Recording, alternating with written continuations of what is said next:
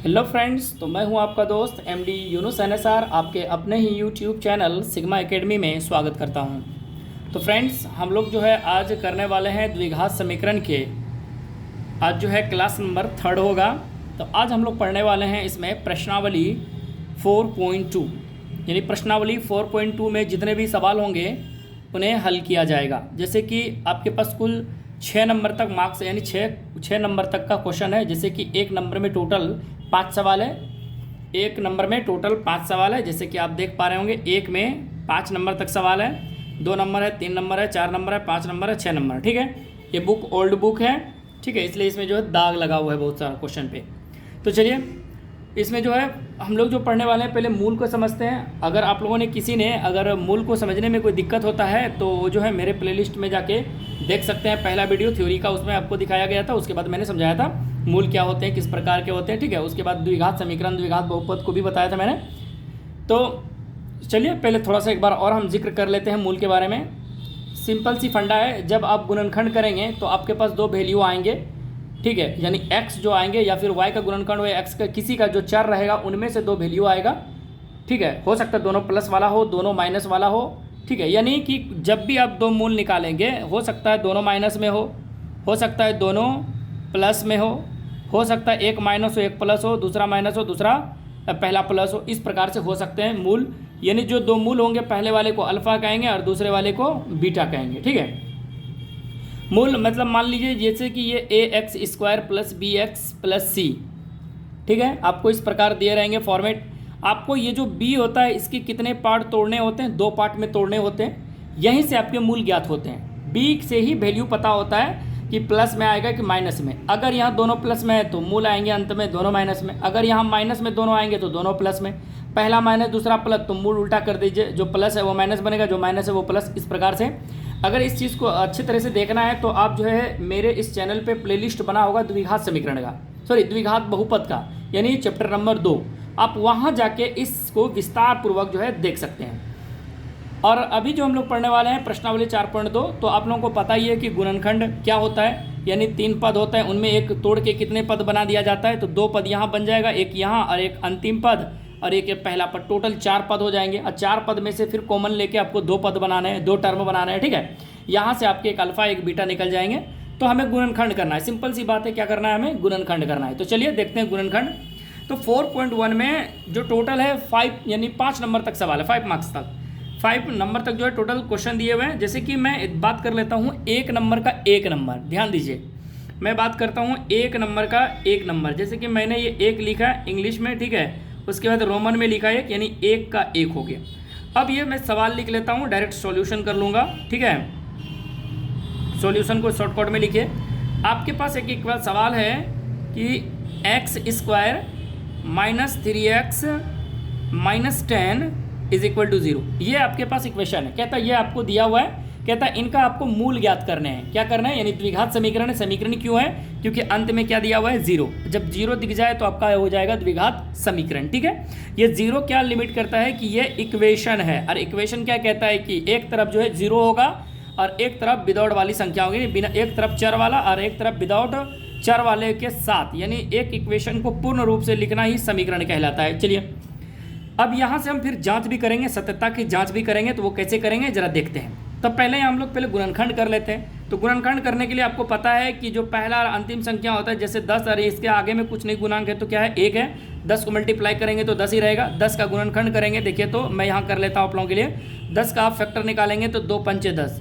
अब देखिए यहाँ से आपका इन 2 से, यानी 2 और कोमा 5 जो है, यानी जो 2 पार्ट आए, इन 2 पार्ट में से मल्टीप्लाई करने के बाद जिसको आपने तोड़ा था, जैसे 10 को तोड़ा था तो 10 आने चाहिए, तो 5 दूनी 10। इसके अलावे अब जो ये बीच वाला पार्ट है मेरा 3, क्या इन दोनों में योग या अंतर करने के बाद क्या ये 3 आ रहा है? 5 में से 2 को घटाएंगे 3 आ जाएगा। अब शर्त यहाँ ये बचता है कि सर ये जो माइनस है किसको डिफाइन करेंगे कि माइनस किसे दें? तो याद रखिए, जब भी आपका यहाँ जो चिन्ह रहेगा उसे बड़ा वाला संख्या मानना है। जैसे यहाँ माइनस है तो यहाँ दोनों में बड़ा कौन है? 5 है, तो उनके आगे माइनस लगा देंगे, और जो छोटा है उनका जस्ट अपोजिट कर देंगे, ठीक है। माइनस है तो प्लस कर देंगे, अगर यहाँ प्लस आएगा तो इसमें माइनस करेंगे। हो सकता है दोनों को ऐड करने के बाद अगर ये संख्या आता, सपोज करिए अगर ये 2 और यहाँ 1 आता, तो सपोज दोनों को ऐड करने के बाद 3 आता। तो जैसे यहाँ माइनस था तो यहाँ दोनों में माइनस लगता, अगर यहाँ प्लस होता तो दोनों में प्लस लगता। ठीक है, ये आपको पता है। और नहीं किसी को अगर दिक्कत होगी इस सब समझने में तो आप जाके मेरे प्लेलिस्ट में जाके द्विघात बहुपद का जो है थ्योरी का क्लास जरूर देख लें, फर्स्ट क्लास जो होगा। चलिए, तो हम लोग क्या करते हैं, इसको लिखते हैं। कैसे लिखेंगे, तो ये जैसे एक्स स्क्वायर है माइनस, अब इस 3x को मैंने किस किस में तोड़ा है, 10 का फैक्टर निकाल के इस 30 को कैसे 3x को कैसे लिख सकते हैं। तो जैसे कि ये -5x है तो इसे माइनस हम पहले लिख सकते हैं या फिर प्लस में। चलिए मैं प्लस में ही लिख देता हूँ 2x। अब देखिए तो माइनस में 5x माइनस में 10 बराबर क्या लिख सकते हैं 0। अब यहाँ एक चीज़ समझिए, मैंने अब चाहे तो 5x पहले लिख सकते हैं माइनस में, 2x बाद में, कोई फर्क पड़ने वाला नहीं है। अब यहाँ क्या करेंगे, इन दोनों में देखिए कुछ कॉमन मिल रहा है, यानी इन दोनों में और फिर इन दोनों में 4 पार्ट बन जाए तो कॉमन ढूंढिए। तो बोलिएगा सर कि x इसमें मिल रहा है, एक x इसमें भी, एक x इसमें, तो इसका कितना x बच गया x, और फिर प्लस में सिर्फ 2 बचा। इसके अलावा इधर देखें तो इन दोनों में क्या कॉमन है, तो दोनों में -5 कॉमन है, तो -5। देखिए -5 ले लिए तो प्लस बन गया, सिर्फ क्या बचा x, और ये माइनस माइनस क्या बन जाएगा प्लस, क्योंकि माइनस कॉमन लिया है तो माइनस से 5 दूनी 10 हो जाएगा बराबर में 0। आगे की ओर चलते हैं। अब यहाँ देखिए इन ये से लेके यहाँ तक में एक पार्ट है और यहाँ से लेके एक पार्ट है, लेकिन इन दोनों पार्ट में भी कुछ कॉमन है। क्या कॉमन है, तो बोलेंगे कि सर x+2 कॉमन है दोनों में, है ना, x+2 दोनों में कॉमन है, निकाल लिया। बाकी जो शेष बचा, शेष क्या बचा, इधर x और इधर माइनस में 5, उसको लिखा, बराबर में क्या लिखा 0। ठीक है, अब यहाँ से क्या करना है, एक एक पार्ट को अलग कर लीजिए। जैसे कि x+2 है बराबर में 0 दें ऐसे, दूसरा है x-5 बराबर में 0, दूसरा पार्ट हो गया।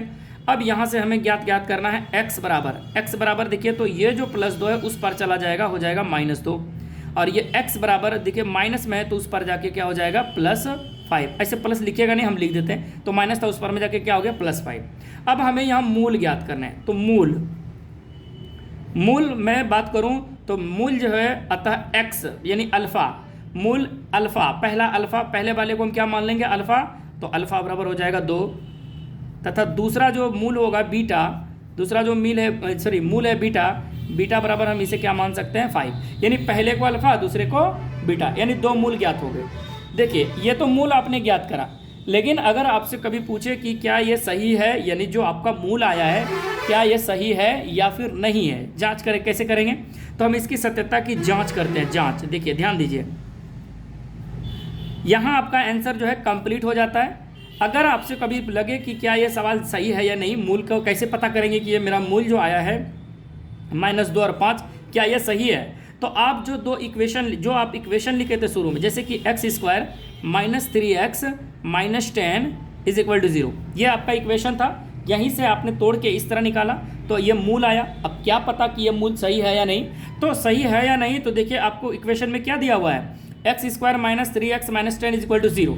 इसका मतलब है कि जो इनमें आपने x का वैल्यू रखा, यानी x का जो वैल्यू आएगा, यानी x के जगह पे x का वैल्यू रखिए, चाहे कोई भी रखिए, चाहे -2 रखिए या फिर 5, याद रखिए पूरे इक्वेशन में एक ही वैल्यू रखना है। ठीक है, रखने के बाद देखिए क्या यह हल करने के बाद अगर 0 आ रहा है, अगर 0 आ रहा है तो आपका मूल सही है। तो कैसे करेंगे, तो चलिए पहले जांच कर लेते हैं। जब आपने x बराबर क्या रखा -2, तो देखिए -2 अगर मैं रख लूँ और इस पर स्क्वायर कर दूँ, -3 फिर माइनस में 2 मल्टीप्लाई कर दूँ, -10 बराबर 0। चलिए -2 को 2 बार पढ़ेंगे तो हो जाएगा ये 4, प्लस बन जाएगा माइनस माइनस ये बन जाएगा प्लस, 3 दूनी 6 और माइनस में 10 बराबर में क्या है 0। क्या देखिए दोनों पार जरा बराबर 0 आ रहा है क्या, 10 - 10 बराबर 0। अब यहाँ देखिए एक चीज़ तो क्लियर हो गया कि इस पार में भी 0, ये भी 0, इसका मतलब मेरा पहला मूल जो है वो सही है। पहला मूल क्या है, सही है। अब सत्यता की जांच हो गया, इसका मतलब जब पहला मूल सही है तो दूसरा भी मूल सही है। अब किसी बच्चे को अगर संतुष्टि नहीं हो रही है कि सर कैसे पता करेंगे कि सही है कि नहीं, तो एक काम करते हैं दूसरा मूल भी हम ज्ञात कर लेते हैं। ठीक है, दूसरा मूल को भी चेक करते हैं। दूसरा मूल क्या था मेरा, x बराबर 5 आया हुआ था। ठीक है, दूसरा मूल भी चेक करते हैं। जैसे कि आपको पता है कि x बराबर यानी x² -3x -10 = 0, तो अब यहाँ क्या करें, वैल्यू पुटअप करें, यानी 5 का आप क्या करेंगे स्क्वायर, -3 × 5 -10 बराबर 0। देखिए 5 का जब स्क्वायर करेंगे तो हो जाएगा 25, -5 दिया 15, माइनस में 10 बराबर में 0। ठीक है, यहाँ तक आप लोग देख पा रहे हैं। अब आगे की ओर चलते हैं तो ये हो जाता है मेरा 25 अब माइनस में ये दोनों को ऐड करेंगे तो हो जाएगा ये भी 25। अब बराबर में क्या है 0। क्या ये दोनों पार 0 आया? यानी इस इक्वेशन का पूरा वैल्यू 0 आ गया ना। इसका मतलब है कि सत्यता की जांच हो गई, यानी मैंने जो मूल ज्ञात किया था वो मेरा सही है। ये सत्यता की जांच के लिए था। ठीक है, जांच कैसे करेंगे? तो आप पहले गुणनखंड करेंगे, 2 मूल आएगा आपके पास, 2 मूल आएगा। 2 मूल को अगर चेक करना है कि मेरा मूल सही है या नहीं, क्या करेंगे? इक्वेशन पर रख के वैल्यू एक बार में x रख के पूरे इक्वेशन को हल करें। दूसरे से भी चेक करना चाहें तो इससे भी, बीटा से भी, यानी बीटा का जो वैल्यू आया है उसको रख के आप इससे हल करके जांच कर सकते हैं। जांच होने के लिए क्या करना है आपको? एक वैल्यू रखिए और देखिए क्या वो 0 आ रहा है या नहीं। अगर 0 आ गया तो मतलब सत्यता की जांच हो गई। तो इतना आपको नहीं करना है, सिर्फ यहाँ मूल ज्ञात करना है, यही आंसर मेरा कंप्लीट हो जाता है। ये मैंने आपको सत्यता की जाँच करने के लिए सिखाया। ठीक है, चलते हैं 1 नंबर के दूसरे नंबर सवाल पे। 1 नंबर के दूसरे नंबर सवाल पे चलते हैं। तो ज़रा देखते हैं 1 का दूसरा नंबर सवाल क्या कहता है। दूसरा नंबर सवाल ये है कि 2x square plus x minus 6 is equal to 0। ये आपके पास इक्वेशन दिया गया है। इस इक्वेशन का आप क्या करेंगे? गुणनखंड करेंगे। क्या करेंगे? गुणनखंड। तो गुणनखंड करने तो आपको पता ही है। चलिए पहले लिख लेते हैं 2x square plus x minus 6 is equal to 0। देखिए कैसे करते गुणनखंड, तो आपको पता है x स्क्वायर का गुणांक और अचर पद को मल्टीप्लाई करता है, यानी 2 और 6 को गुना करेंगे तो हो जाएगा 12, और इन 12 को तोड़ेंगे तो 6 दूनी 12, अब फिर इन 2 से तोड़ेंगे तो 3। तो यहाँ आपको कितने पार्ट बनाने हैं? 3 संख्या में 3 पार्ट में से 2 पार्ट बनाने हैं। आपको 2 पार्ट बनाने हैं। ध्यान रखने हैं कि इनमें जो अंतर है बीच वाले का वो 1 है। तो 2 दूनी 4 और ये 3। देखिए 4 और 3 ये मेरा बन गया 2 पार्ट। अब ये 2 पार्ट में आपको ये भी ध्यान रखनी है, ठीक है, इन 2 पार्ट में आपको ये भी ध्यान रखनी है कि जो संख्या आया आपका 4 3, उनमें अंतर देखिए तो 1 आया। अब उसके साथ किसका ध्यान रखना है? तो चिन्ह का भी ध्यान रखना है हम लोगों को। किसका? तो चिन्ह का ध्यान रखेंगे। चिन्ह कैसे देंगे? तो वही काम करेंगे जो मैंने पहले करा। जैसे कि ये लिखिए तो 2x स्क्वायर लिख लिया। अब देखिए यहाँ कौन सा चिन्ह है आपका? प्लस। दोनों का यानी एक x चाहिए, तो देखिए अंतर दोनों का क्या है? 1 है। अब मैंने कहा था कि यहाँ जो चिन्ह रहेगा वही बड़ा होगा। तो जैसे 4 जो है वो बड़ा है, तो 4 के आगे कौन सा चिन्ह लगा देंगे? और x है तो 4x। बाकी अपोजिट करेंगे दूसरे वाले में। जैसे ये 3x माइनस 6 बराबर 0। अब आगे की ओर एक स्टेप और बढ़ते हैं। तो इन दोनों में देखिए कुछ कॉमन है। क्या कॉमन है? तो 2 के साथ x भी कॉमन है। 2x स्क्वायर 4x, तो 2 मिल रहा है, तो इधर बच गया x प्लस 2 माइनस इधर क्या कॉमन है? तो 3 कॉमन है, तो निकाल लीजिएगा तो x माइनस 2 और माइनस माइनस क्या बन जाएगा? प्लस बराबर 0। अब यहाँ से एक स्टेप देखिए, फिर यहाँ देखिए आपके पास जो ये संख्या बना, इन दोनों पार्ट्स में यहाँ से लेके यहाँ तक में कुछ कॉमन है। क्या कॉमन है? तो बोलिएगा x प्लस 2 कॉमन है दोनों में, और शेष पार्ट है इधर है 2x और माइनस में 3 बराबर में 0। अब यहाँ आपको क्या करना है? जब कॉमन पार्ट आपका आ जाए तो एक एक करके अलग कर लेंगे। जैसे कि x प्लस 2 बराबर 0 और इधर है 2x minus 3 is equal to 0। यहाँ हम क्या करते हैं? x बराबर ये जो 2 है उस पर जाके माइनस 2, और ये 2x बराबर जो 3 है माइनस में उस पर जाके प्लस 3। साथ ही साथ x बराबर अगर हम करें तो ये कितना हो जाएगा? 3/2। यानी पहले वाले को अगर मैं मूल ज्ञात करूं, मूल द्विघात का मूल, तो मूल अल्फ़ा बराबर अगर मैं बात करूं तो -2, तथा अगर मैं बीटा की बात करूं तो 3/2 प्लस में। ये मेरा आंसर हो गया कंप्लीट। ये 1 नंबर का 1 नंबर यहाँ ख़त्म, 2 नंबर का 1 नंबर का 2 नंबर यहाँ ख़त्म। इसमें मैंने जांच करने सिखाया। इसमें भी अगर आपको जांच करनी है तो जांच करने का तरीका सिंपल है। एक बार जो है -2 को इस पूरे इक्वेशन पे रख लें, फिर एक बार जो है 3/2 रख के देख लिए। क्या दोनों स्थिति में अगर 0 आता है तो आपका ये मूल सही है, ठीक है। अगर नहीं आता है तो समझिए वो आपका गलत है। चलते इसके 3 नंबर सवाल पे। 3 नंबर सवाल क्या कहता है? 1 का 3 जो है, 1 का 3 सवाल क्या कहता है उस चीज़ को देखिए। 1 का 3 जो सवाल है, थोड़ा सा ध्यान दीजिएगा आप लोग, और उम्मीद करते हैं आपको समझ में आएगा। ये रूट वाला है, रूट से डरना नहीं है। 2x square plus 7x plus 5√2, ये मेरा इक्वेशन आपको दिया हुआ है, इज इक्वल टू 0। सॉल्व करना है, सॉल्यूशन लिखिए, इम्प्लाइज दीजिए। इसको हल करना है वो भी आसान तरीके से, एकदम आसान। कैसे होगा तो ध्यान दीजिए। आपको मैंने क्या कहा कि जो एक्स स्क्वायर का गुना में होगा, जैसे कि यहाँ √2 है और यहाँ देखें तो 5√2 है, ये अचर पद है, इन दोनों को मल्टीप्लाई करें। इन दोनों को जब आप मल्टीप्लाई करेंगे, देखिए तो कैसे, ये √2 है, √2 मल्टीप्लाई करेंगे 5√2 से। एक बात बताइए, 5 का तो 5 रहेगा, √2 गुना √2 क्या बनेगा 2, और ये कितना हो जाएगा 10, कितना हो गया 10। अब एक बात बताइए, इस 10 को जब आप तोड़ेंगे 2 पंचे 10, तो आपके पास दो संख्या है, 2 और 1 5। कितने संख्या है 2 और 5। अब एक बात बताइए, 2,5 जो आया, आपको जो संख्या आया था अंत में हल करने के बाद कितना आया था 10। देखिए तो क्या इन दोनों से 10 पुर रहा है, तो 5 दूनी 10, गुना करके जोड़ करके अंतर करके। याद रखिएगा ये वाला संख्या जब भी पुराएंगे, जिसको आप तोड़ेंगे उसको मल्टीप्लाई के रूप में। तो देखिए इन दोनों को अगर आप गुना करेंगे तो हो जाएगा 10, लेकिन जब इन दोनों को आप ऐड करेंगे, क्या करेंगे, ऐड करेंगे, जोड़ेंगे तो 5 2 7 हो जाएगा। अब देखिए इससे पहले मैंने क्या पढ़ रहा था कि अंतर दिख रहा था, लेकिन यहाँ दोनों जोड़ने के बाद 7 आ रहा है, तो इस बार चिन्ह तो बदलेगा नहीं। क्यों? क्योंकि यहाँ 7 किस में, प्लस में, और इन दोनों को जोड़ेंगे भी तो किस में, प्लस में, क्योंकि 7 आ रहा है, और यहाँ भी चाहिए कितना 7, अब वो भी चिन्ह क्या है प्लस, तो दोनों के आगे प्लस लगा देंगे। तो चलिए एक चीज़ यहाँ ध्यान रखिएगा, थोड़ा सा आगे एक स्टेप आएगा, 2x² प्लस हम क्या करते हैं 2x प्लस में 5x प्लस 5√2 बराबर क्या लिख सकते हैं 0। ध्यान से देखिएगा, अगर इन दोनों में आप कॉमन अगर ढूंढते हैं इन दोनों में, तो यहाँ से आपका 5 तो कॉमन आ जाएगा, x प्लस √2 बच जाएगा। लेकिन क्या यहाँ इसमें x कॉमन है? अगर मैं इसे x कॉमन निकाल लूँ, अगर मैं x कॉमन निकाल लूँ इसका, तो x² x, तो √2x बच जाएगा इसमें, और हमें चाहिए क्या, सिर्फ √2 चाहिए। तो ये क्या करेंगे, हम बीच वाले में से एक आगे स्टेप करते हैं, जो है रूट को ले आएंगे।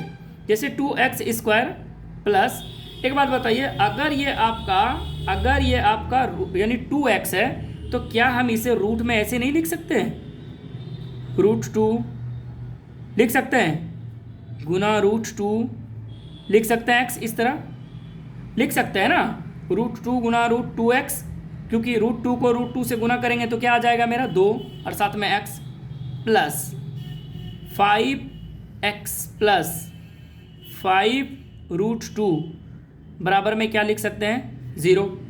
यहाँ इसलिए मैंने करा क्योंकि मुझे चाहिए 5 आ गया तो x प्लस √2 चाहिए, तो यहाँ भी x प्लस √2 होना चाहिए, क्योंकि दोनों पार्ट कॉमन पार्ट बराबर होने चाहिए, तभी आपका जो है ये मूल्य सही होगा, अन्यथा गलत हो जाएगा। जैसे कि आप यहाँ देख पा रहे होंगे, अब जो है दोनों में, यानी ये वाला पार्ट से लेके ये वाला तक में क्या कॉमन है, तो आप बोलेगा कि सर √2 पहले तो कॉमन दिख रहा है, साथ ही साथ यहाँ 1x यहाँ 2 है तो 1x कॉमन है, फिक्स है भैया। अब बताइए क्या बचा इधर, तो इधर बोलेगा √2 निकल गया, 2x में 1x निकल गया, कितने x बच गया 1x। इसके अलावा प्लस का चिन्ह है, प्लस दीजिए, एक √2 तो निकल गया था, यानी √2x निकल गया, तो सिर्फ क्या बच गया √2 ब्रैकेट चालू यानी बन। अब यहाँ आइए, यहाँ देखिए तो कौन सा चिन्ह है प्लस, प्लस इन दोनों में क्या कॉमन दिख रहा है इन दोनों में, तो बोलिएगा सर सीधा 5 दिख रहा है, तो हम 5 लिख लेंगे। अब बताइए क्या बच गया इसके पास, x प्लस में √2 गुणनखंड यही तो कहता है कि कॉमन लेने के बाद जो है ये दोनों पार्ट एक जैसा होना चाहिए। देखिए तो कॉमन पार्ट एक जैसा है, तो इन दोनों में फिर एक बार कॉमन लेंगे, क्या कॉमन लेंगे, देखिए तो x प्लस √2 दोनों में मिल रहा है, यहाँ से लेके यहाँ तक पहला पार्ट, यहाँ से लेके यहाँ तक दूसरा पार्ट। गुणनखंड क्या कह रहा है, 3 पार्ट में है द्विघात, बनाना है 4 से फिर बनाना है 2, और 2 में भी कॉमन ढूंढना है, तो ढूंढ लेते हैं। तो ढूंढा हुआ है x प्लस √2, देखिए तो दोनों में मिल रहा है x प्लस √2, यहाँ भी x प्लस √2, यहाँ भी, शेष क्या बच गया, तो अब आगे की ओर देखते हैं, तो आपके पास बच गया √2x, साथ ही साथ प्लस में 5 बराबर में 0। ठीक है, अब यहाँ जैसे ही आप आगे देखेंगे तो अब क्या करेंगे, अब एक एक पार्ट को अलग करेंगे। जैसा कि आपको पता है कि x प्लस √2 दोनों में 0 है, तो मतलब एक पार्ट को 0 कर दे इस प्रकार। नेक्स्ट की ओर चलते हैं, तो जैसे मैं इसे लिख सकता हूँ √2x प्लस 5। ध्यान रखिएगा, रूट में x को नहीं लिखिएगा, रूट में x को नहीं लिखिएगा, क्योंकि जब आप रूट में x लिखेंगे तो याद रखिए वो टूटने वाला नहीं है। एक्स स्क्वायर जो है, क्योंकि ये तब द्विघात होगा नहीं, तब तो ये कुछ अलग ही बन जाएगा। आगे की ओर देखते हैं, अगर मैं इस x को इधर रख लूँ तो ये √2 उस पर जाके क्या हो जाएगा, माइनस में √2, और मैं इधर सिर्फ x रख लूँ या फिर ये पाइप माइनस इस पर आ जाएगा तो √2 एक बार लिख लेते हैं, एक बार कोई दिक्कत। देखिए तो ये आपका तो अल्फ़ा हो गया, यानी x बराबर एक बार और लिख लेते हैं, माइनस √2 को ये लिख लिया। अब यहाँ देखिए मैं x बराबर अगर करना चाहूँ तो x बराबर -5, और ये जो √2 है वो कहाँ आ जाएगा, तो बोलिएगा नीचे। अब यहाँ हो गया मूल आ गया, मूल पहला मूल अल्फ़ा बराबर -√2 तथा दूसरा बीटा बराबर आ जाएगा -5√2। ये मेरा मूल ज्ञात हो गया, ठीक है। यानी 1 का 3 नंबर का मेरा मूल ज्ञात हो गया। अब आगे की ओर चलते हैं, इसी में से तीसरे नंबर सवाल, ठीक है। कितने नंबर सवाल चलेंगे, तो तीसरे नंबर सवाल की ओर अगर हम बात करें, चलिए 3 हो गया तो यानी चौथा नंबर 1 का 4 की अगर मैं बात करूं, 1 की 4 का, ठीक है। तो 1 की 4 में हम क्या देख रहे हैं, सवाल एक अलग है, देख लेते हैं। 4 नंबर सवाल कह रहा है कि आपके पास जो इक्वेशन है वो इस प्रकार है, 2x² माइनस में x प्लस में 1/8 इज इक्वल टू 0। चलिए सॉल्यूशन करेंगे।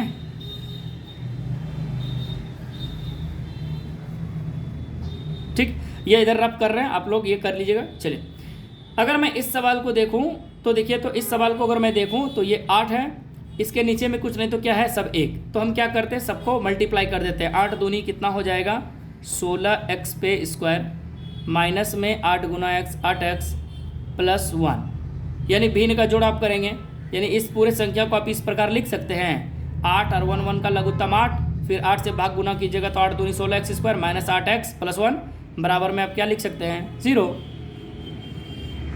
एक बात बताइए, इसके नीचे में कुछ नहीं तो क्या है, 1। अब इनको सबसे मल्टीप्लाई कीजिए, 16 ये ऊपर वाले पार्ट को इसके 1 से, तो 16x पे स्क्वायर माइनस 8x प्लस में 1, अब बराबर में इस 8 को 0 से गुना करेंगे तो क्या हो जाएगा, 0। यहाँ तक मेरा इक्वेशन आया। अब यहाँ से हम गुणनखंड करेंगे, वही काम करेंगे रफली काम। तो आपको पता है कि ये देखिए तो 16x स्क्वायर लिख लेते हैं। अब इस 16 को 1 से गुना कीजिएगा तो हो जाएगा आपका 16, क्या हो जाएगा 16, और 16 को आप तोड़ेंगे तो 4 चौके 16, तो 16 को जब आप तोड़ेंगे तो 4 और 4 में टूटेगा, ध्यान दीजिए, तो 4 और 4 में टूटेगा। और हमें चाहिए क्या, माइनस में, तो दोनों को माइनस में जोड़ देंगे तो -8 हो गया, 4 गुना 4 करेंगे तो 16 भी हो जाएगा। तो ये हो जाएगा -4x प्लस में 1 बराबर में 0, ठीक है। ये रफली था, ठीक। चलिए आगे की ओर चलते हैं। अब यहाँ देखिए तो कुछ कॉमन पार्ट दिख रहे होंगे, यानी इन दोनों में कुछ कॉमन होगा और इन दोनों में कुछ कॉमन होगा। तो इन दोनों में पहले तो इसमें तो कुछ मिल नहीं रहा है, लेकिन इसमें मिल रहा है, क्या मिल रहा है, 4 के साथ साथ x। अब बताइए क्या बचा इसके पास, x माइनस में क्या बचा, 4। चलिए इधर देखिए तो अगर मैं -1 कॉमन ले लूँ तो जो माइनस में x है, सॉरी यहाँ 4 छूट गया, 4 चौके 16, 4x, तो जो माइनस में है वो किस में बन जाएगा, प्लस में। अगर मैं -1 ले लूँ कॉमन तो -4x, और जो माइनस है वो क्या बन जाएगा, प्लस। ये स्टेप पे गलत लिखा गया। चलिए देखिए तो ध्यान से, यानी इन दोनों में क्या कॉमन है, मेरा 4 कॉमन है, 4 के साथ साथ क्या कॉमन है, x। तो देखिए 4x कॉमन ले तो 16 में से क्या बच गया, 4, साथ ही साथ x। इधर देखिए तो -4x से निकल गया, क्या बचा, 1। इधर देखिए तो अगर मैं -1 कॉमन ले लूँ तो जो 4x माइनस में था वो अब किस में बन जाएगा, प्लस में, और जो प्लस है वो क्या बन जाएगा, माइनस, 1 एकम 1 बराबर में क्या हम लिख सकते हैं, 0। अब आगे की ओर आइए, इन दोनों में कुछ पार्ट कॉमन है, तो क्या कॉमन है, तो बोलिएगा 4x - 1 दोनों में मिल रहा है। उसके अलावा शेष क्या बचा, इधर 4x बचा हुआ है और इधर -1 बचा है, बराबर में 0, ठीक। यहाँ आप देख रहे हैं, जैसे ही आगे चलेंगे तो देखिए तो दोनों को अलग करेंगे, 4x - 1 बराबर 0, इनको भी अलग करिएगा, 4x - 1 बराबर 0। तो यहाँ आप एक चीज़ देख रहे हैं, दोनों चीज़ एक जैसा, 4x बराबर क्या लिख सकते हैं, प्लस में 1, इसमें भी 4x, इस पर क्या लिख सकते हैं, 1। अब हम x बराबर लिख सकते हैं 1/4, तो यहाँ भी हम x बराबर लिख सकते हैं 1/4, हो गया। दोनों चीज़ सेम आ गया। अब यहाँ से हम क्या करेंगे कि जो अल्फ़ा है यानी मूल का लिए ज्ञात कर लीजिए। मूल यानी पहला अल्फ़ा बराबर 1/4 तथा जो बीटा आपका आया बीटा बी बराबर आया 1/4। तो ये आपका जो है आंसर कंप्लीट हो जाता है। अल्फ़ा बीटा का वैल्यू हो गया, तो अल्फ़ा बीटा का वैल्यू कंप्लीट हो गया 1 का 4। ठीक है, इस जगह स्टेप जो है एक स्टेप गलत हो गया था। ठीक है, ध्यान रखिएगा कॉमन में। चलिए इसका एक और सवाल बचा हुआ है, उस सवाल को जो है हम लोग कर ही लेते हैं और उसके बाद ये जो है इसका 4.2 का 1 नंबर सवाल ख़त्म हो जाता है। जैसे कि 1 नंबर का 5 नंबर सवाल को देखते हैं। सवाल ये है कि 100x पे स्क्वायर -20x + 1 = 0, ये आपको दिया हुआ है। तो आपको पता है कि गुणनखंड हम लोग कैसे ज्ञात करते हैं। इतना बार तो मैंने बताया कि पहला और अंतिम को गुना करेंगे तो 100 को 1 से गुना करेंगे 100 हो जाएगा। अब एक बात बताइए, जब 100 को आप तोड़ेंगे तो 10 गुना 10 करेंगे तो 100 हो जाएगा, 10 जोड़ेंगे तो 20 हो जाएगा। चलिए ये 100x² माइनस में 10x प्लस में 1 बराबर 0। चलिए अब इन दोनों में अगर कुछ ढूंढते हैं तो देखिए, तो दोनों में सीधी सी बात है 10 दिख रहा है, साथ ही साथ क्या दिख रहा है x, तो 10x इधर बच गया, अब माइनस में 1।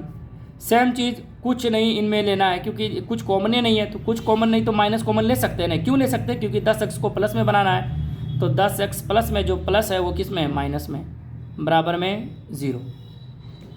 इस प्रकार हम लोग लिख सकते हैं। आगे की ओर चलते हैं तो देखिए, तो 10x - 1 दोनों में कॉमन है। इसके अलावा फिर क्या पार्ट बचा हुआ है इधर, तो 10x और माइनस में 1 बराबर में क्या बचा है, 0। ये आपने लिखा। आगे की ओर जैसे चलते हैं तो आप क्या करेंगे, 10x - 1 बराबर 0, एक पार्ट अलग, दूसरा 10x - 1 बराबर 0, ये दूसरा पार्ट आपने अलग करा। अब यहाँ से हम क्या करेंगे कि जो 10x है बराबर में क्या लिखेंगे, तो 1 हो जाएगा। यहाँ हम देखें वही काम करेंगे, 10x बराबर क्या हो जाएगा, 1। अब हम अगर x की बात करें तो ये 1 क्या हो जाएगा, 10, और ये भी मेरा x बराबर क्या हो जाएगा, 1/10। यहाँ से हमें देखिए मूल जो ज्ञात हुए, मूल की मैं बात करूँ तो पहला अल्फ़ा बराबर भी 1/10 तथा जो बीटा आपका प्राप्त हुआ वो भी 1/10। यहाँ ये सवाल मेरा ख़त्म हो जाता है। तो ये सिंपल सी बात थी कि ये आपको क्या करना था, गुणनखंड करना था, यानी गुणनखंड करके आपको ये निकालना था। तो जैसे कि मैंने आपको दिखाया कि ये गुणनखंड इस प्रकार किया जा सकता है और इसकी जांच भी आप किस तरह कर सकते हैं वो भी मैंने बताया आपको। ठीक है, तो ये 1 नंबर यानी जो है 4.2 का 1 नंबर का 5 सवाल जितने भी थे वो कंप्लीट हो जाते हैं। अब हम लोग चलते हैं इसके दूसरे नंबर सवाल पे। दूसरे नंबर सवाल क्या कहता है, दूसरा नंबर सवाल देखिए, कहता है उदाहरण 1 में दी गई समस्याओं को हल कीजिए। यानी इसका मतलब है कि जो उदाहरण 1 है वही हमारा 2 नंबर सवाल है।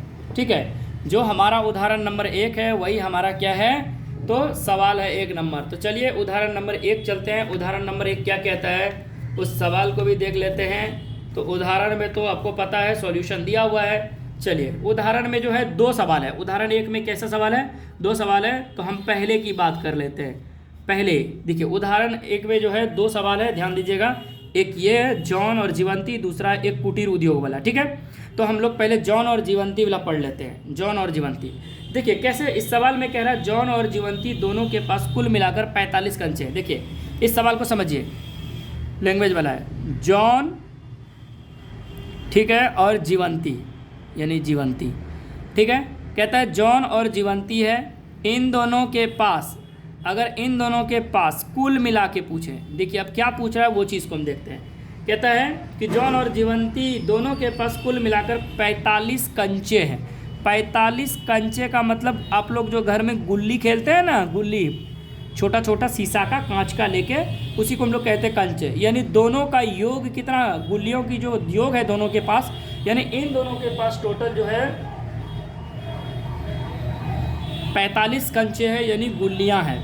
अब आगे की ओर देखते हैं। कहता है दोनों जो है 5-5 कंचे खो देते हैं। ठीक है, कंचे खो देने की स्थिति में कहता है अब उनके पास जितने भी कंचे बचेंगे, यानी 5-5 दोनों कंचे खो देने के बाद जो कंचे बचेंगे उनको गुना करने के बाद जो है इनका अगर दोनों संख्या को गुना करेंगे तो इनके पास कितना है, तो टोटल इनमें गुणनफल जो है 124 दिया हुआ है। ठीक है, यानी इन दोनों को जो भी अब पहले का क्या करने के बाद, तो दोनों में 5-5 माइनस करने के बाद जब गुना करेंगे तो इनका जो गुणनफल है वो है 124 गुणनफल आपको दिया हुआ है, यानी गिवन है। तो चलिए कैसे करेंगे, तो पहले माना, ठीक है, सॉल्यूशन लिख लीजिएगा और आराम से बनाइएगा, कोई दिक्कत नहीं होना चाहिए। लैंग्वेज वाला सवाल उम्मीद करते हैं कि कोई भी सवाल में आप लोगों को दिक्कत होने नहीं देंगे। माना कि देखिए, या फिर माना लिख सकते हैं, माना कौन था पहले, जॉन। ठीक है, जॉन के पास कंचे की संख्या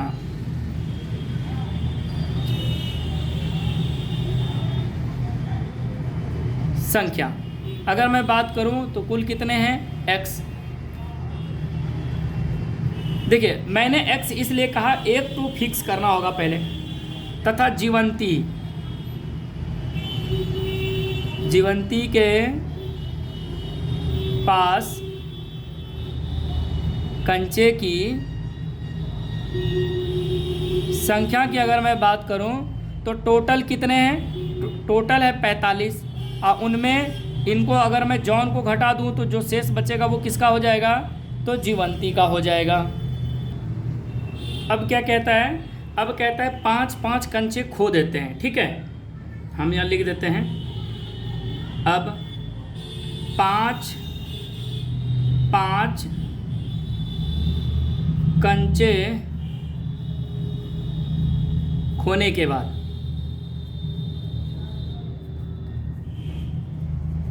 शेष कंचे। तो पहले अगर मैं जॉन की बात करूं, किसकी, जॉन की, देखिए तो जॉन की अगर मैं बात करूं तो उनके पास कंचे की संख्या कितनी थी पहले, x, उनमें वो 5 क्या कर दिया, खो दिया, तो x माइनस क्या हो गया, 5। तथा जीवंती के पास देखते हैं, जीवंती के पास अगर कंचों की संख्या देखें तो टोटल कितना था इनके पास, 45 माइनस x, और उनमें ये भी 5 कंचे खो देते हैं, तो 5 माइनस करेंगे दोनों में, तो अब देखिए कितना बच गया इसका, तो अब बोलिएगा कि ये बच गया 40 माइनस x। ठीक है, अब ये फाइनली आया। अब कहता है कि 5 कंचे खोने के बाद इन दोनों का जो गुणनफल है, अब जॉन और जीवंती के जो कंचों की जो गुणनफल है वो टोटल कितने हैं, 124 है। चलिए प्रश्न से आइए, जब आप प्रश्न से देखते हैं तो ध्यान से देखिए, अब प्रश्न से दिया क्या हुआ है उस चीज़ को समझिए। प्रश्न से कहता है गुणनफल, तो किसके, जॉन और जीवंती के पास कुछ कुल जो है कंचों के गुणनफल, हम डायरेक्ट लिख देते हैं कंचों, यानी जॉन लिख देते हैं हम, चलिए जॉन एवं जीवंती के पास कंचे का गुणनफल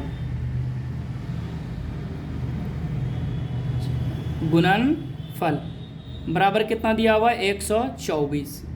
अब समझिए, जॉन के पास अगर मैं बात करूं तो कितना है इसके पास, x माइनस 5। ठीक है, और मैं इसका अगर मैं गुना करूं तो इसके पास कितना है, तो 40 माइनस x है, बराबर कितना हो जाएगा, 124।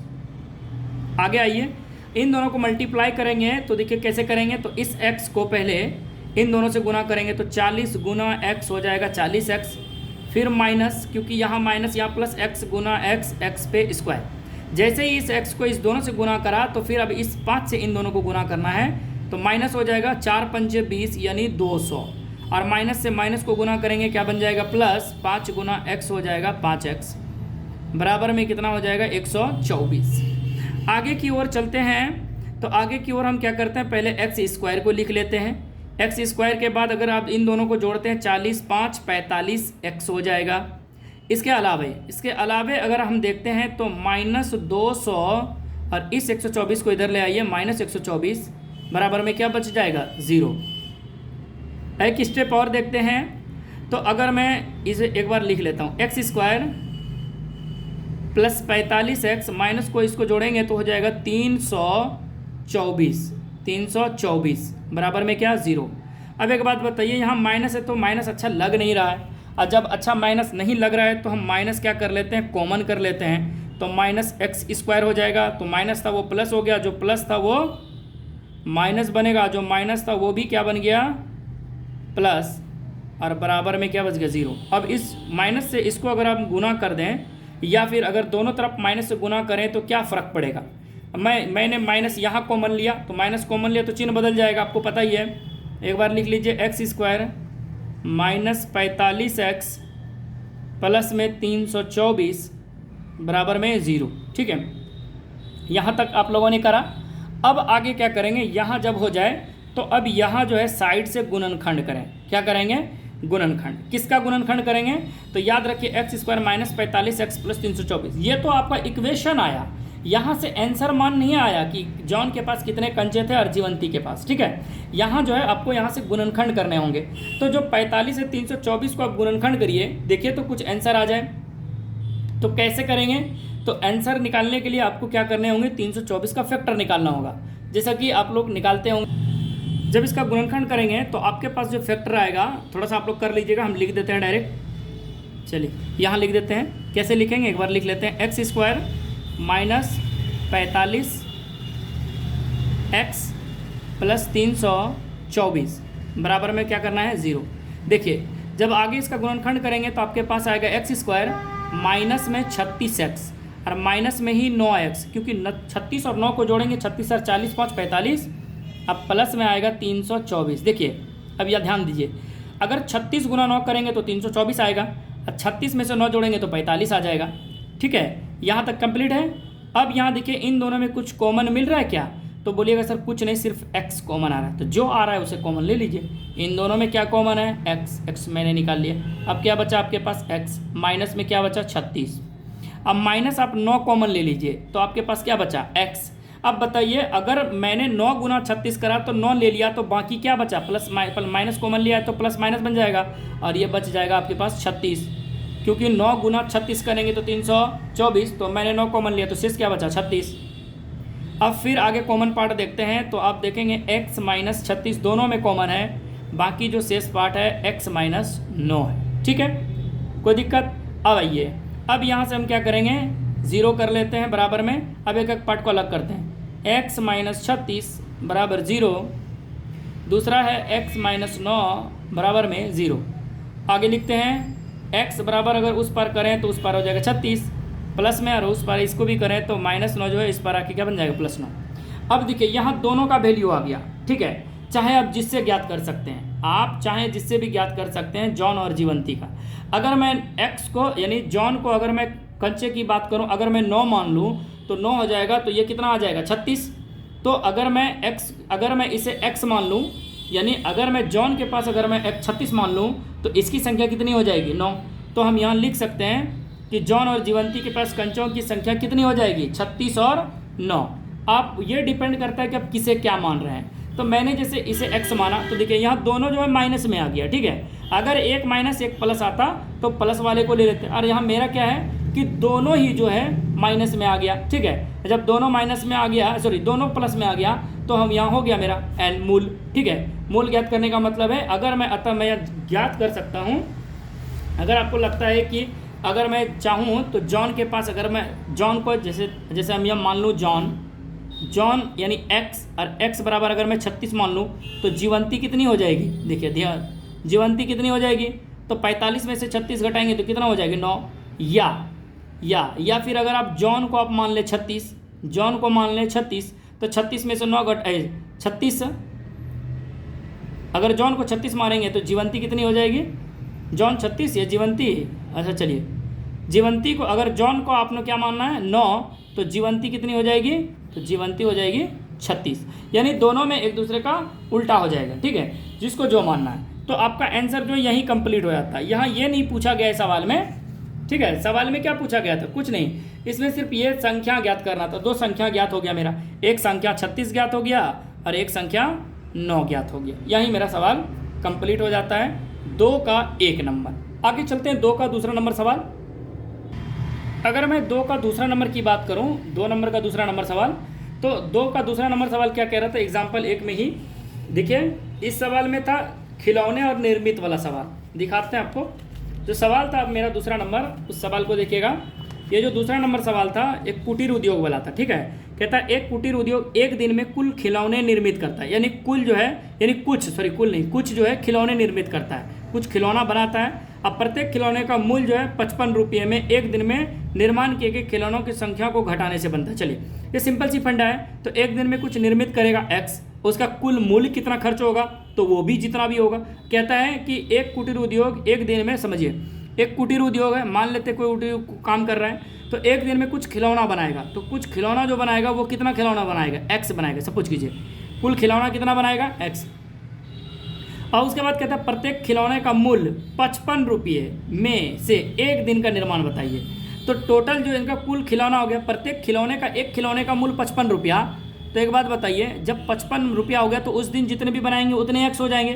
यानी इसका मतलब है कि अगर ये टोटल 55 रुपया है एक का मूल्य, तो एक दिन का मैं एक खिलौने का लागत को घटा सकते हैं कि नहीं, तो वो क्या हो जाएगा, तो उस दिन का जो है लागत हो जाएगा। ठीक है, चलिए इसका मतलब समझिए, इस सवाल में सिंपल फंडा था, ठीक है। यानी निर्माण की अगर मैं लागत पूछूं, निर्माण में लगा समय या फिर खर्च जो हुआ वो x है, और उसका कुल लागत मूल्य कितना है, तो टोटल आपको पता है कितना है, तो वो टोटल लागत मूल्य दिया, यानी निर्माण किया, उसको बेचा, तो उसे टोटल लागत मूल्य उसको हुआ 55 रुपया। कितना हुआ दोनों मिला के 55। तो अगर मैं एक को x मान लूँ, तो जो खर्च हुआ इसका, जो इसका मतलब खर्च हुआ उस दिन, कहता है कि प्रत्येक खिलौने का निर्माण में लागत, तो एक खिलौना बनाया, एक खिलौना बनाने का मतलब x है, और लागत टोटल दिया हुआ है। इसमें लागत ये दूसरे का नहीं दिया है, दूसरे दिन का या फिर कुछ दिनों का लागत नहीं दिया है, बस ये दिया है कि एक दिन में जितना खिलौना बनाएगा वो x है, और कितना रुपया वो लागत लगाता है, तो 55 रुपया। अब कहने का मतलब ये है कि आगे की ओर चलते हैं।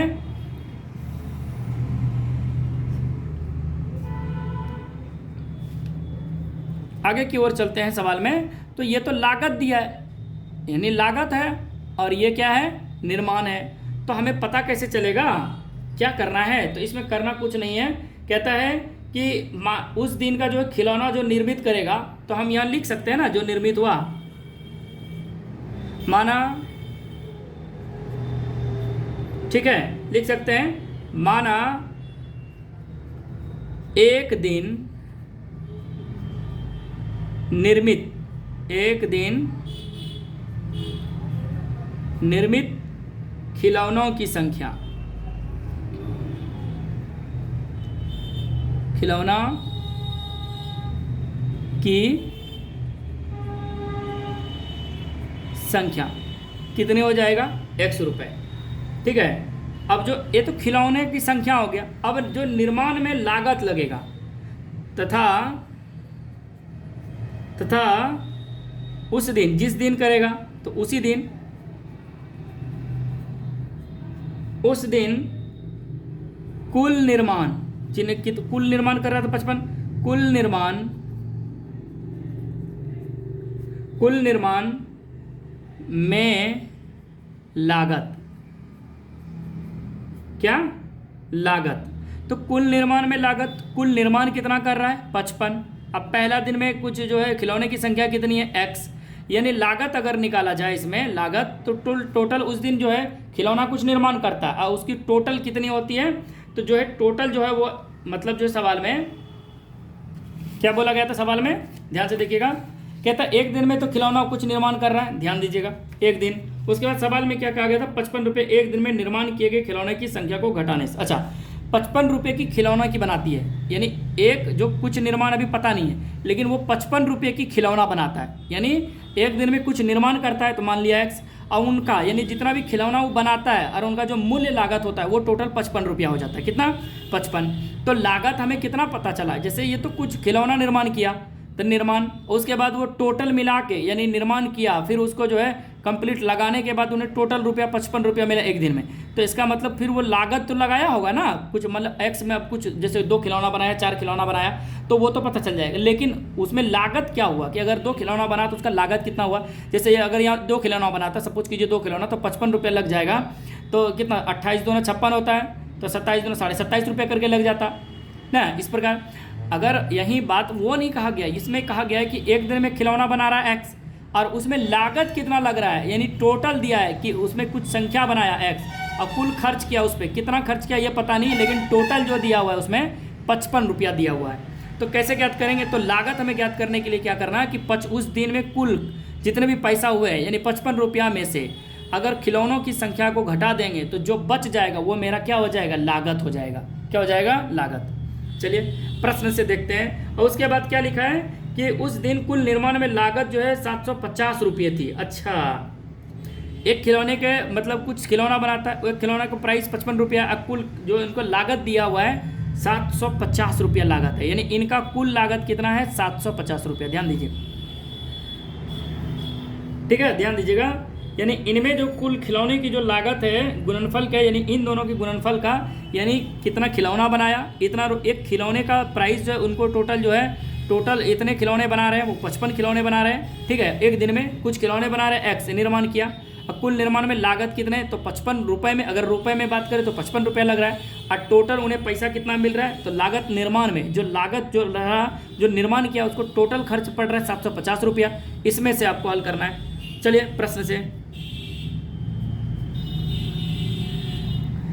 प्रश्न से समझते हैं कि जो अगर मैं इन दोनों की गुणनफल निकाल दूं, यानी खिलौनों की संख्या कुल निर्माण में लागत की संख्या को अगर मैं गुना कर दूं तो जो मेरा संख्या है ये 750 वो निकल जाएगा, ठीक है। तो चलिए आगे की ओर चलते हैं। उस दिन में अगर कह रहा है कि उस दिन में, एक दिन में निर्माण करता है इतना, एक दिन में कुल निर्माण में लागत इतना, तो टोटल 750, एक दिन में इतना लग रहा है 55 रुपया टोटल दिया हुआ है दोनों का, और 100 रुपया, तो एक दिन में कितना, तो हमको कुल दिन में, तो हम लिख देते हैं कुल दिन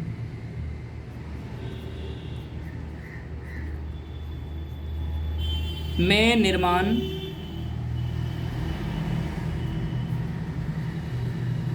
में लागत बराबर कितना दिया हुआ है 750, यानी कुल दिनों का दिया है 750 और एक दिन में उसका लग रहा है कितना 55। अब कुछ खिलौने बना रहे हैं, अभी कितना खिलौने बना रहे हैं ये पता नहीं। चलिए क्या करेंगे, ये x है, मल्टीप्लाई करेंगे टोटल कितने 55 माइनस x से बराबर कितने 750, गुणनखंड करेंगे, यहाँ गुना करेंगे तो ये 55 गुना x हो जाएगा 55x माइनस x में स्क्वायर माइनस 750 इधर बराबर में 0। आगे की ओर देखते हैं तो मेरा हो जाएगा x स्क्वायर जो है आगे कर लेते हैं, 55x जो है बात कर लेते हैं 750 बराबर 0, माइनस अगर हम कॉमन ले लें, सपोज कि जब माइनस कॉमन लिया तो क्या बना x, और यह माइनस 55 हो जाएगा x, और यह माइनस है तो 750 क्या हो जाएगा प्लस बराबर में 0। अगर मैं उसी माइनस को x 0 से गुना कर दूं क्या फ़र्क पड़ेगा, क्या फ़र्क पड़ेगा, कोई फ़र्क नहीं पड़ेगा। तो ये आपका हो गया। अब यहाँ से देखिए, अब फिर ये वही काम करना है गुणनखंड। कैसे, 750 का आपको गुणनखंड करना है, यानी फैक्टर निकालना है, निकालिए ज़रा सा। चलिए तो देखिए क्या करेंगे आगे, तो हम यहाँ एक्स स्क्वायर लिख लेंगे। देखिए अब 750 को अगर आप तोड़ते हैं तो 750 को आप तोड़ेंगे तो 75 यानी 55, अगर 30 और 25 जोड़ें तो 30-25 को गुना करेंगे तो 25 या 75, हाँ हो जाएगा ये मेरा कितना 30x minus 25x, 30x minus 25x जोड़ेंगे दोनों हो जाएगा 55, और दोनों को गुना करेंगे 750 बराबर 0 हो जाएगा। 750 बराबर क्या हो जाएगा 0 हो जाएगा। आगे की ओर जब चलते हैं हम लोग तो देखेंगे इन दोनों में क्या कॉमन है, बोलिएगा x, तो x माइनस 30 माइनस अगर मैं 25 लिख लूँ तो क्या बचेगा x, और प्लस है तो माइनस, अब 25 गुना 30 हो जाएगा 750 बराबर 0। इन दोनों में अगर लिखते हैं तो x माइनस 30 जैसा है वैसा लिख देते हैं, बाकी जो शेष पार्ट बचा x माइनस 25 बराबर में 0। ठीक है, ये पार्ट आपका आ गया। अब यहाँ से हम क्या करते हैं, दोनों को अलग अलग लिखते हैं, जैसे कि x माइनस 30 बराबर 0 और ये है x माइनस 25 बराबर में 0। अगर मैं इधर बात करूं तो माइनस है तो वो प्लस हो जाएगा, ये भी इस पर में जाके माइनस है तो क्या हो जाएगा प्लस। तो मेरी जो संख्या हो गया ना एक दिन में तो वो x, अब चाहे जिसको x मान सकते हैं। अगर इस x के जगह पे आपने 30 रखा तो देखिए यहाँ कितना आ जाएगा 25, अगर इसने 25 माना तो यहाँ क्या आ जाएगा 30। ठीक है, तो ये मेरा सवाल कंप्लीट हो जाता है। 2 नंबर जो है सवाल मेरा कंप्लीट हो जाता है। आगे की ओर चलते हैं। तो तीसरे नंबर सवाल पे जब हम चलेंगे तो तीसरा नंबर सवाल क्या कहता है, ज़रा देखिए। तीसरा कहता है, तीसरा नंबर सवाल कि ऐसे 2 संख्या ज्ञात कीजिए जिनका योग 27 हो। मतलब 3 नंबर जो सवाल है, 3 नंबर में एक ही सवाल है। कहता है ऐसी 2 संख्याएं ज्ञात कीजिए। मैंने एक संख्या इसको मान लिया ए, दूसरी संख्या मैंने मान लिया बी। कहती है 2 संख्याएं ऐसे ज्ञात कीजिए जिनका योग इन दोनों को जोड़ने के बाद कितना आ जाएगा, 27।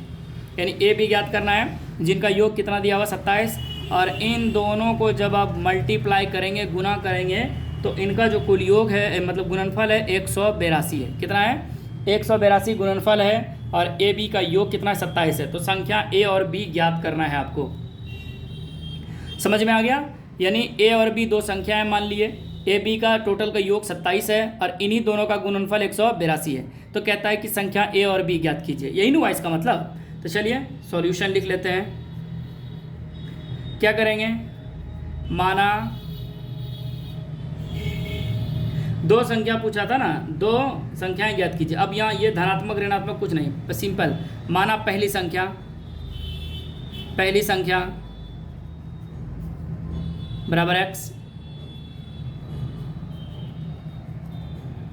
तथा दूसरी संख्या बराबर क्या लिखेंगे, y।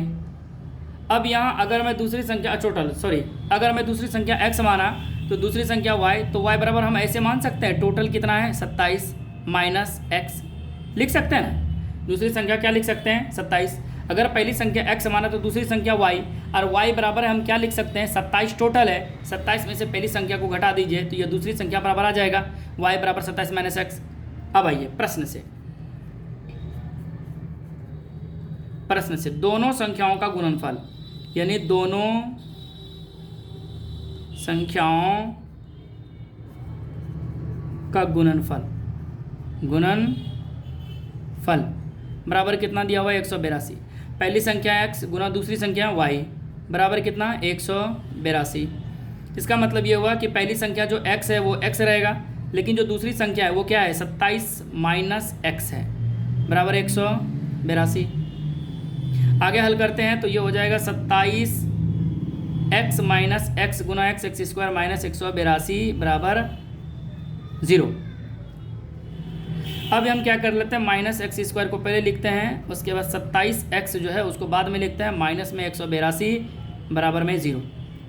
अब यहाँ माइनस कॉमन लेंगे तो क्या हो जाएगा, ये एक्स स्क्वायर माइनस था वो प्लस हो गया, जो प्लस था वो क्या हो गया माइनस, और जो माइनस था वो क्या बन गया प्लस 182, ठीक है, बराबर में 0।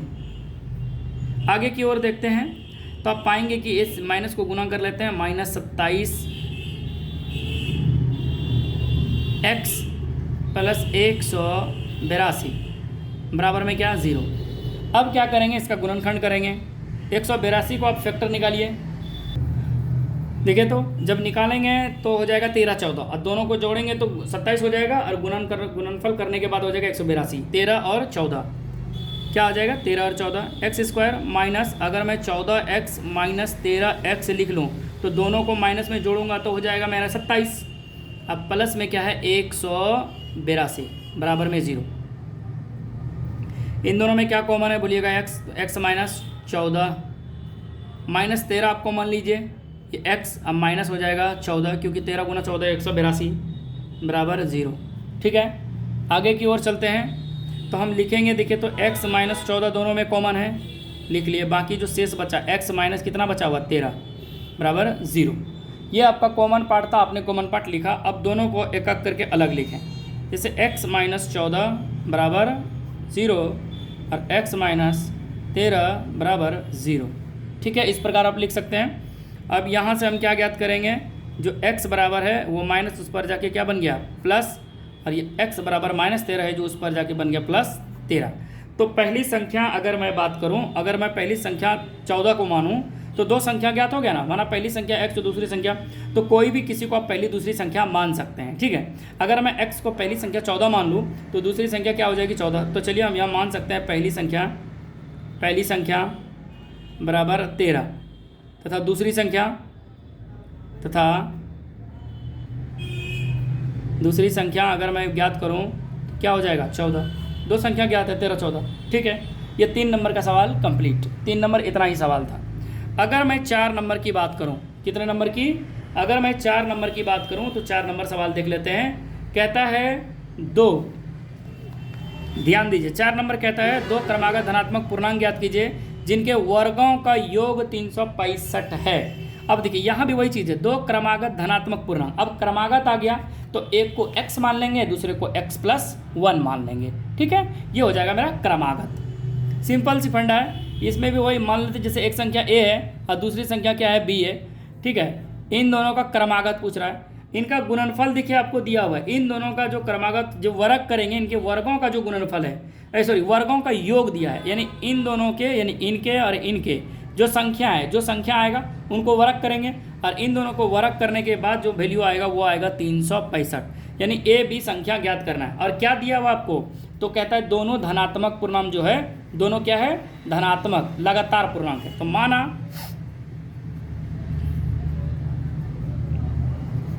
पहली धनात्मक पूर्णांक बराबर क्या, x, तथा दूसरी धनात्मक पूर्णांक लगातार पूछा है। अगर महिला पहला x है तो उनमें एक जोड़ देंगे तो दूसरी आ जाएगी, लगातार होगी। अब प्रश्न से आइए,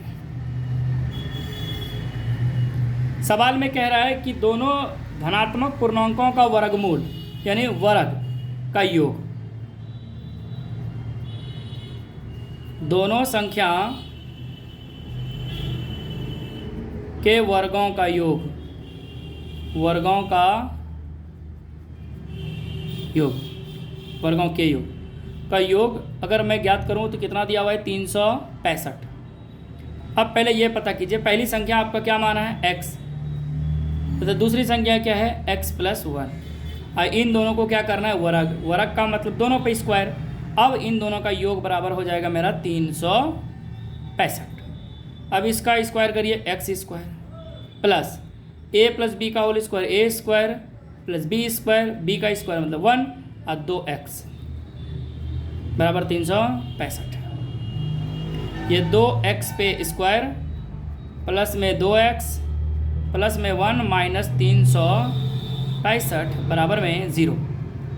अब आगे की ओर चलते हैं। ये है मेरा 2x पे स्क्वायर प्लस 2x अब माइनस में 364, क्योंकि 65 में एक घट जाएगा, क्या हो जाएगा 64। अब यहाँ से देखिए तो 2 2 कॉमन है, 2 कॉमन है तो क्या बच जाएगा, x² प्लस x। अब -2 से इसको अगर कॉमन लेंगे तो 2 एक कम 2, 8 दूनी 16 और ये हो जाएगा 2 दूनी 4 82 बराबर 0। यहाँ भी वही काम, x² प्लस x माइनस 182 बराबर में क्या, 0। इस 0 को 2 से भाग लगा देंगे, 0 में क्या फ़र्क पड़ेगा, कोई फ़र्क नहीं पड़ेगा। 2 में अगर 0 में 2 से भाग लगाएंगे तो 0 हो जाएगा। अब देखिए अभी तुरंत मैंने 182 का जिसका अंतर 1 था यहाँ मैंने करा था, ठीक है, 13 14 में टूटा या जोग। अगर मैं 182 का गुणनखंड करने के बाद 13 14 आया था तो 13 14 में से अगर 13 को घटा दूंगा तो 1 आ जाएगा। तो ये तो सिंपल है, आ गया है। x² अगर मैं पहले 14x लिख लूँ और माइनस में 13x लिख लूँ तो 14x में 13x चलाएगा 1x माइनस में 182 बराबर में 0 लिख सकते हैं, ठीक है। आगे की ओर चलते हैं तो आप पाएंगे कि इन दोनों में क्या कॉमन है, तो बोलिएगा x कॉमन है तो x प्लस 14 हो गया। माइनस इन दोनों में क्या कॉमन है, तो -13 कॉमन ले लीजिए, x माइनस माइनस हो जाएगा प्लस 14 बराबर 0। अब इन दोनों में सिंपल फंडा क्या है कि दो जो सेम आएगा उसे लिख लीजिए, जैसे कि x प्लस 14 दोनों में सेम पार्ट है, लिख लीजिए। और उसके बाद है x माइनस में 13 बराबर में 0। अब इन दोनों को अलग अलग पार्ट लिखिए, कैसे लिखेंगे, तो x प्लस 14 बराबर 0 और यह है x माइनस 13 बराबर 0, ठीक है।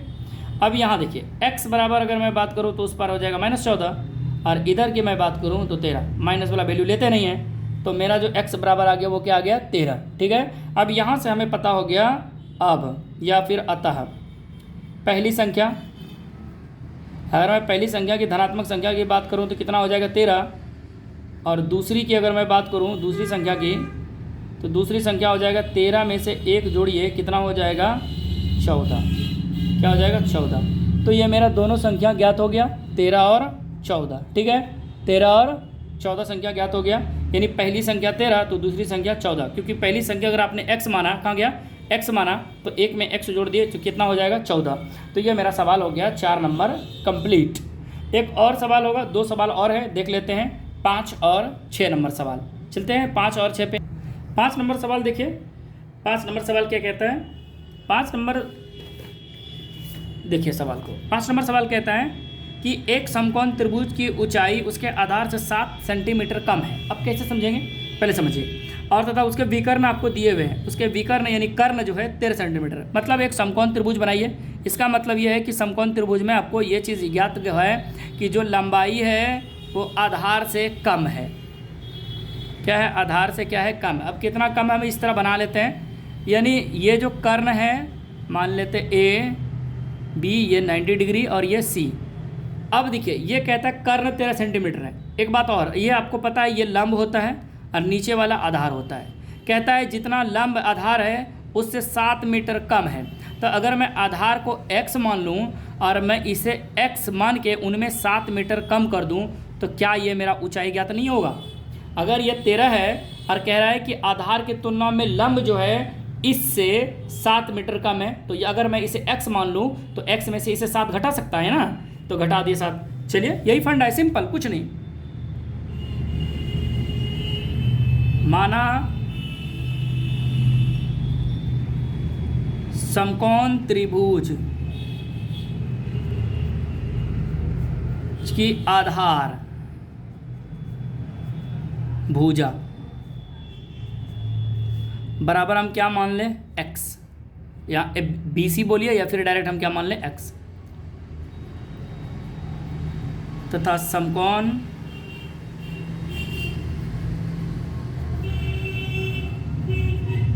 त्रिभुज की ऊंचाई। ऊंचाई कैसे ज्ञात करेंगे, ऊंचाई आधार यानी भुजा या ऊंचाई भुजा। लीजिए ऊंचाई भुजा, ऊंचाई में कौन सी भुजा, ऊंचाई में भी कौन सा भुजा, आधार में भी भुजा।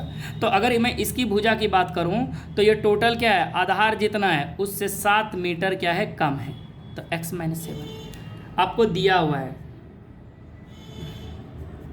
दिया है क्या, समकोण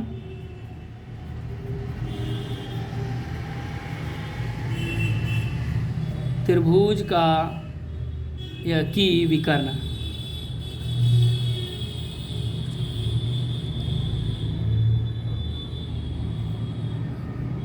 बराबर कितना 13। सब किस में है, सेंटीमीटर में। अब यहाँ आइए, समकोण त्रिभुज की जो विकर्ण है वो 13 सेंटीमीटर दिया है। अब हमें पता है कि जो समकोण त्रिभुज होता है तो समकोण त्रिभुज में एक फॉर्मूला लगता है, कर्ण स्क्वायर बराबर लंब स्क्वायर जोड़ आधार स्क्वायर। प्रश्न से हम लगा देते हैं क्या, कर्ण पे स्क्वायर, जो कर्ण भुजा होती है वो लंब पे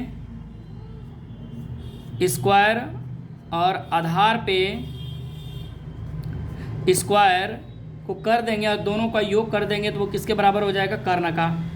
ठीक है, यहाँ कर्ण तो हमें दिया हुआ है कितना 13 पे स्क्वायर, लंब पता है आपको x - 7 इसका स्क्वायर, आधार आपको पता है x पे स्क्वायर। ठीक है, अगर x गुना 13 कर दूँ 169 हो जाएगा। a - b का whole square a square plus 7 49 minus 7 दूना 14x हो जाएगा, प्लस में x स्क्वायर। अब हम क्या करते हैं, 169 बराबर इसको लिखिए 2x पे स्क्वायर माइनस में 14x अब प्लस में 49। ठीक है, हम क्या करते हैं, सब इस वाले पार्ट को इस पार ले आते हैं। जैसे कि ये 2x square minus 14x plus 49 बराबर कितना लिख लेंगे 169। कोई कुछ किया मैंने, इस वाले पार्ट को इधर और इस वाले पार्ट को उधर। चलिए अब यहाँ हम लिख लेते हैं 2x square minus 14x minus 49 और माइनस -49 माइनस 169, ठीक है। ये माइनस में कि प्लस में, सॉरी प्लस में है। अब ये जो प्लस में 49 है अब 169 में घट जाएगा, तो देखिए तो क्या बचेगा आपके पास, 2x² माइनस 14x माइनस 0 2, तो टोटल हो जाएगा 120। अब बराबर में क्या बचा, 0, इधर भी बराबर में क्या बचा है, 0। तो यहाँ से मेरा 0 हो गया।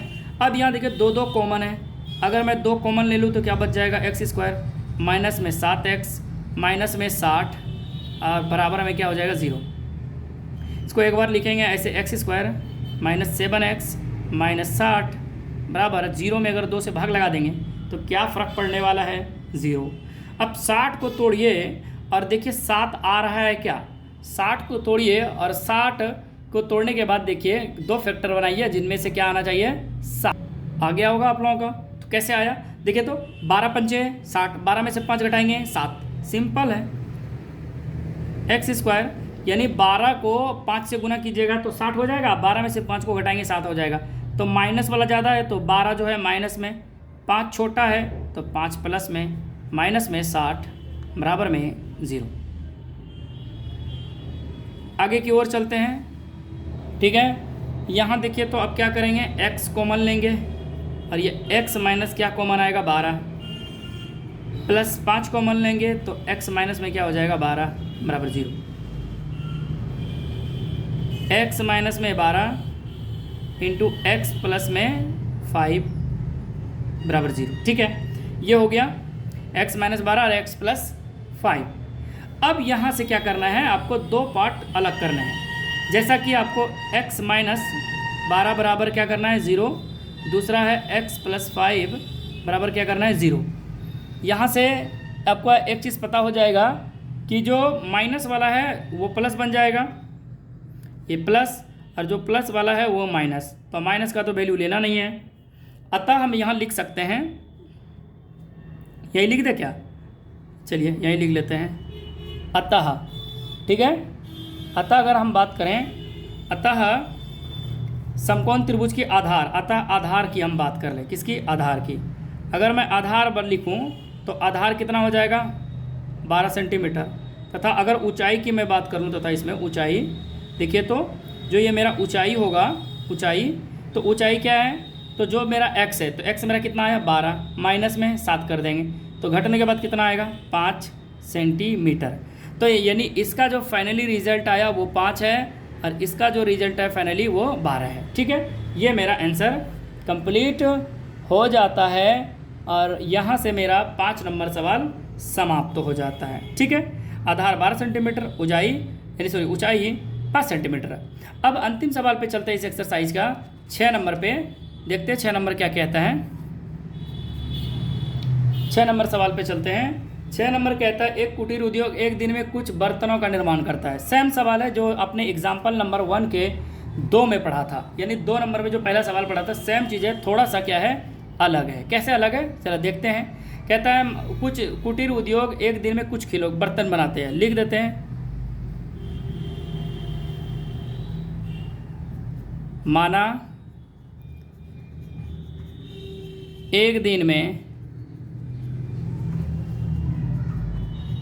निर्मित बर्तनों की संख्या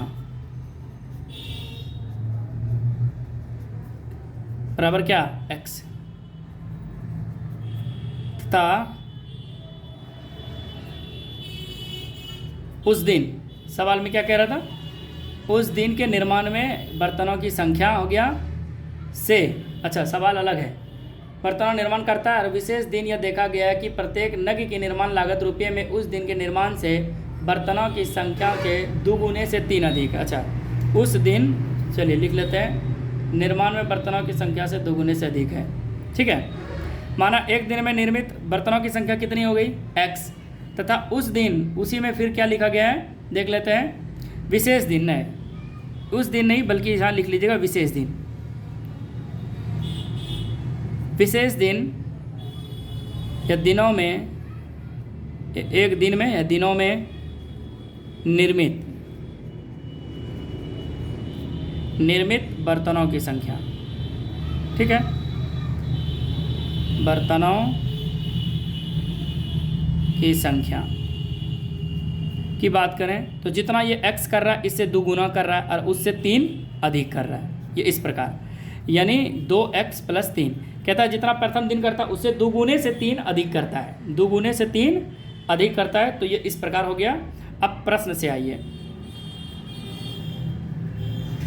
उसके बाद सवाल में कहता है कि कुल निर्माण में लागत आपको गिवन है और दिया हुआ है, आपको क्या दिया है, कुल निर्माण लागत कितने है तो 90 रुपये। कुल निर्माण लागत कितने दिया हुआ है 90 रुपये प्रश्न से। तो हम क्या करेंगे, इन दोनों को मल्टीप्लाई करेंगे, ठीक है, यानी क्या करेंगे, एक दिन और विशेष दिनों के गुणनफल का रुपया लागत हम डायरेक्ट लिख देते हैं। कितना है x मल्टीप्लाई कर लेते हैं 2x + 3 बराबर 90 रुपये से, ठीक है। आगे की ओर गुना करेंगे तो 2 गुना x x² प्लस 3 गुना x 3x माइनस 90 इधर ले आइए, बराबर में हो जाएगा 0। अब देखिए तो 2x² माइनस 3x माइनस 90 0 हो गया। अब यहाँ से आप क्या करेंगे, इसका गुणनखंड करेंगे, 90 का आप क्या करेंगे गुणनखंड करेंगे और गुणनखंड करके ज़रा देखिए क्या आ रहा है। चलिए तो अब क्या करेंगे कि गुणनखंड करेंगे तो 2 और 90 का मल्टीप्लाई करेंगे तो 180 होगा और 180 का गुणनखंड करिए तो आपके पास जो संख्या आएंगे वो आएंगे 15 गुना 12, यानी 15 में से आप घटा देंगे 15x में से अब 12x को घटाएंगे तो आ जाएगा 3x माइनस 90 बराबर 0।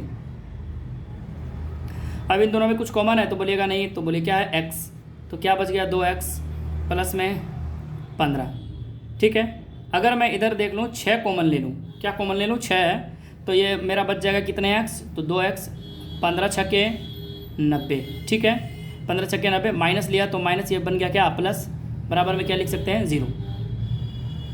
अब ये आपके पास आया 2x + 15, दोनों में सेम चीज़ है, एक कॉमन लिख लिया, बाकी जो बचा x - 6 बचा उसको लिख लीजिए। अब यहाँ हम क्या कर सकते हैं, दोनों को अलग अलग करके लिखेंगे कि जैसा कि 2x + 15 है बराबर 0 और x - 6 बराबर 0, ठीक है। अब 2x बराबर हम लिख लेंगे -15, जब -15 हो गया तो माइनस वाला वैल्यू हमें यहाँ लेना नहीं है, तो x बराबर क्या हो जाएगा 6। अब देखिए, अब सवाल में क्या कह रहा था, प्रथम दिन यानी एक दिन का लागत, यानी हम सिंपल सी फंडा निकाल लेंगे, एक दिन, अतः एक दिन में निर्मित बर्तनों की संख्या बात करें x, निर्मित बर्तनों की संख्या की बात करें x बराबर कितना 6, तथा विशेष दिन की बात करें तो विशेष दिनों में बर्तनों की निर्मित लागतों की संख्या बात करें तो ये हो जाएगा 6 दूनी 12, यानी 2x प्लस जो 3 था इसे आप क्या करेंगे 6 दूनी 12 + 3 कितना हो जाएगा 15, कितना हो जाएगा 15, 6 दूनी 12 3 15। ये इस प्रकार मेरा जो है आंसर समाप्त हो जाता है, ठीक है। ये मेरा ख़त्म हो जाता है एक्सरसाइज जो है 4 पॉइंट जो है 2, ये मेरा समापन हो जाता है, ठीक है। चलिए मिलते हैं नेक्स्ट वीडियो में आप लोगों के साथ, आज के लिए इतना ही।